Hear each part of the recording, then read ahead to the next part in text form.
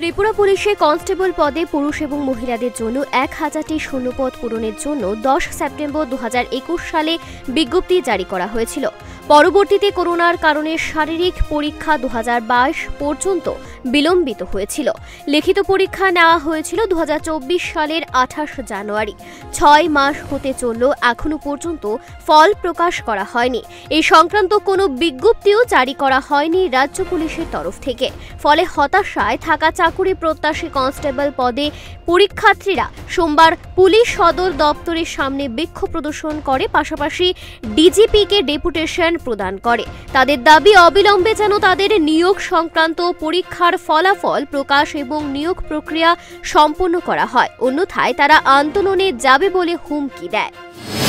আজকে সমস্ত ত্রিপুরা পুলিশের ক্যান্ডিডেট, ঠিক আছে, আমরা একলগে হয়েছিরা ডিজিপি স্যারের কাছে একটা ডেপুটেশন দিতেছি, যাতে আমরা যে ত্রিপুরা পুলিশের যে প্রসেসটা, সিলেকশন প্রসেস, এটা খুবই ধীরগতিতে চলতেছে। কারণ এটার যে প্রথম নোটিফিকেশন, এটা 2021 সেপ্টেম্বর মাসে আইছে।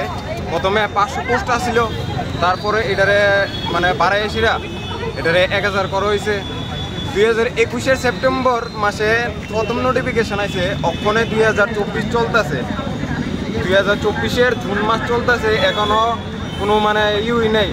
ফিজিক্যাল গেছে, ফিজিক্যালের 2022 লাস্টে ফিজিক্যাল গেছে, এর 1 বছর পরে রিটার্ন টেস্ট গেছে, রেজাল্টের কোনো খবর নাই। মাসের পর মাস চলে যাইতেছে গা, এইভাবে চললে তো হইতো না। তো আমরা আজকে একলগে হয়েছি, স্যারের কাছে একটা ডেপুটেশন দিতেছি যাতে এটা তাড়াতাড়ি সম্পূর্ণ করা হয়। আর যদি যাতে এটা ইলেকশনের আগে, পঞ্চায়েত ইলেকশন কিছুদিন পরে, এর আগে যাতে আমরা রেজাল্ট পাবলিশ করা হয় যে রিটেন টেস্ট দিছি, আর দুর্গাপূজার আগে যাতে ফুল প্রসেস কমপ্লিট করা হয়। আর যদি এমন না হয় তাহলে আমরা আগামী দিনে এর চেয়েও বেশি বড় আন্দোলনে সম্মিলিত হব।